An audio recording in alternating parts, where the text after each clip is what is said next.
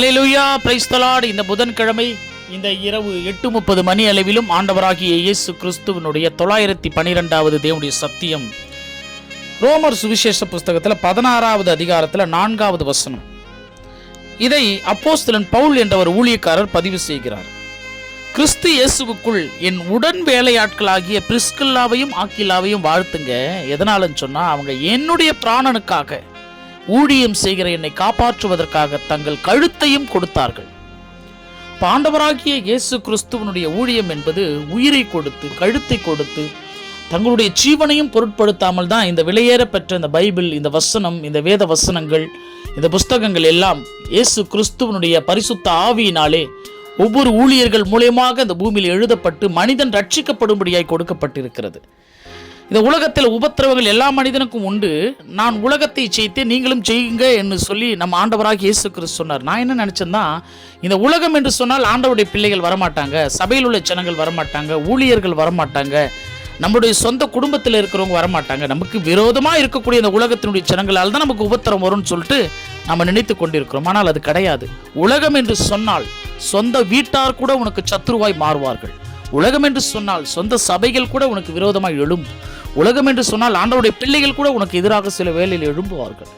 ஆகவே இந்த உலகத்தில் உள்ள எல்லா மனிதர்களாலும் நிச்சயம் உங்களுக்கு உபத்திரவம் உண்டு. நீங்கள் திறன் கொண்டுதான் ஆக வேண்டும். உலகத்தை ஜெயிக்க வேண்டும் என்று சொன்னால் ஆண்டவராகிய இயேசு கிறிஸ்துவுக்குள் நம்முடைய ஜீவனையும் பொருட்படுத்தாமல் ஆண்டவருக்காக ஊழியம் செய்த இரத்த சாட்சியாக கூட மரிக்க வேண்டிய சூழ்நிலைகள் கூட வரலாம். இந்த விலையேற பெற்ற இந்த இரத்த சாட்சியான பைபிள் என்று சொன்னால் எவ்வளவு ஜீவன் இந்த பூமியிலே கிறிஸ்துவுக்காக தியாகம் செய்திருக்கிறார்கள் தெரியுமா? மத்திய சுவிசேஷ புஸ்தகத்தில் பைபிளில் இருக்குதுல்ல, புதிய ஏற்பாட்டில் முதல் புஸ்தகம். அந்த மத்தேயு என்ற ஊழியக்காரர் எத்தியோப்பியா நாட்டில் ஈட்டியால கொன்று குத்தப்பட்டு குடல் சரிந்து செத்து போனார். இவ்வளோ ஒரு கொடூரம் பாருங்க. ஆனால் அவர் சரிந்து விழுந்து குடல் சரிந்து இறந்தாலும் கிறிஸ்துவம் உயிர்ப்பிக்கிறது அவர் எழுதிய மத்தேயு சுவிசேஷ புஸ்தகத்தினால. மார்க் என்ற ஒரு ஊழியக்காரர் அலெக்சாந்திரியா பட்டணத்தில் தெருக்களில் இழுத்து செல்லப்பட்டு கொல்லப்பட்டார். அவர் இழுத்து செல்லப்பட்டு கொல்லப்பட்டதை போல அவர் எழுதிய மார்க் சுவிசேஷ புஸ்தகம் வீதி வீதியாய் பிரசங்கிக்கப்படுகிறது தெருக்களிலே. லூக்கா என்ற ஒரு மருத்துவர் ஊழியக்காரர் எழுதினார் லூக்கா சுவிசேஷ புஸ்தகம். அவரை கிரேக்க நாட்டில் ஒலிவு மரத்தில் தூக்கிலிடப்பட்டு கொண்டாங்க. அவர் எழுதிய லூக்கா நற்செய்தி புஸ்தகம் பாவ சேற்றில் இருக்கக்கூடிய பல பேரை இன்னும் தூக்கி எடுத்துக்கொண்டு தான் இன்றைக்கும் உயிர்ப்பிக்கிறது. யோவான் என்ற ஒரு ஊழியக்காரர் கொதிக்கும் எண்ணெயில போட்டு அவர் அப்படியும் சாகாததுனால பத்மதீவில் நாடு கடத்தப்பட்டு அங்கிருந்து அவர் எழுதிய வெளிப்படுத்தல் நூல்லாம் இன்னைக்கு நமக்கு எவ்வளோ ஒரு விசுவாசத்தை கொடுக்குது. பட்டினி கிடந்து இந்த சுட்டெரிக்கும் வெயிலில் கூட சுருண்டு விழுந்து செத்து போனா கூட சரி, வாழ்விலே வாழ வழிவகை செய்கிறது. ஏனென்றால் யோவான் சுவிசேஷம் அப்படிப்பட்டது. அந்திரியா என்ற ஒரு ஊழியக்காரர் சிலுவையில் அறையப்பட்ட பின்னர் தான் சிலுவையிலிருந்தே நீ பிரசங்கம் பண்ணுன்னு சொன்னாங்க. பேசிக்கொண்டு இருக்கல இந்த பிரசங்கம், இதை சிலுவையில் அரைஞ்சிட்டு பேசுன்னு சொன்னாங்களாம். வற்புறுத்தினாங்க. பிரசங்கித்து கொண்டே மரித்து போனார். பிரசங்கம் எவ்வளவு ஜீவன் உள்ளதுன்னு பாருங்க. பர்தலேமியும் உயிரோட தோலை உரிச்சாங்க. நரக சித்திரவதையில் அதில் ஒரு மனிதனுடைய தோலை உயிரோடு அப்படி உரிச்சாங்க.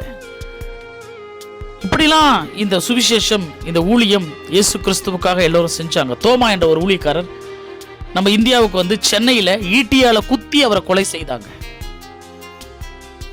யூதா என்ற ஒரு ஊழியக்காரர் மரத்தில் கட்டி அம்புகளை எய்து அவரை கொன்னாங்க.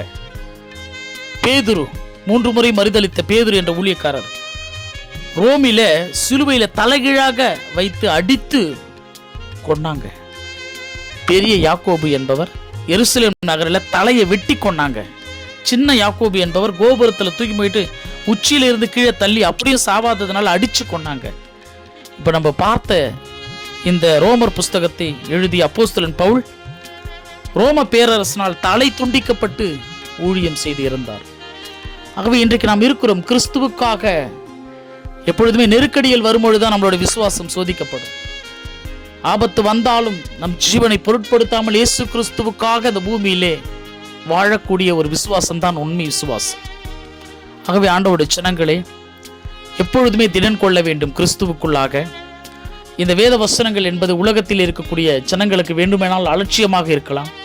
இது ரத்தம் சிந்தி உயிரை விட்டு கொடுத்த ஒரு வாக்கு, ஒரு வசனம், இயேசு கிறிஸ்து நமக்காக சிலுவையில் மரித்து அவருடைய உயிரை கொடுத்து நம்மை காப்பாற்றி இந்த உலகத்தில் பாவத்தின் சம்பளத்தின் மரணத்தை வாங்காமல் பரலோகம் என்னோடு கூட வாழ வேண்டும் என்று சொல்லி எல்லா மனிதனுக்கும் வாய்ப்பு கொடுத்து இந்த சுவிசேஷத்தை இன்னுமே கொடுத்து கொண்டிருக்கிறார். அப்பேற்பட்ட இந்த வேத வசனங்கள், நம்மை உயிர்ப்பிக்க காத்திருக்கக்கூடிய இயேசு கிறிஸ்துவுடைய வசனங்கள், உலகத்தில் உபத்திரம் இருந்தாலும் திடன் கொண்டு வாழு என்று சொன்ன ஆண்டவருடைய வசனங்கள், இரத்த சாட்சியாய் மரித்து இந்த வசனங்களை கொடுத்த தேவனாகிய கர்த்தர் நமக்காக இன்றைக்கும் அவர் ஆசீர்வதிக்கும்படியாக பரலோகத்திலிருந்து விசுவாசம் உள்ளவனாய் எல்லாத்தையும் சகிச்சு கொண்டு வாழு என்று சொல்லுகிறார். அப்படிப்பட்ட விசுவாசத்தில் தொடர்ந்து ஜீவிப்போம். ஆண்டவராகிய இயேசு கிறிஸ்து நம்மை ஆசீர்வதித்து அடுத்த தேவ செய்திகளோடு நாளைக்கு உங்களுக்கு சந்திக்கும் வரை நான் உங்கள் காட்சவன் சகரியா.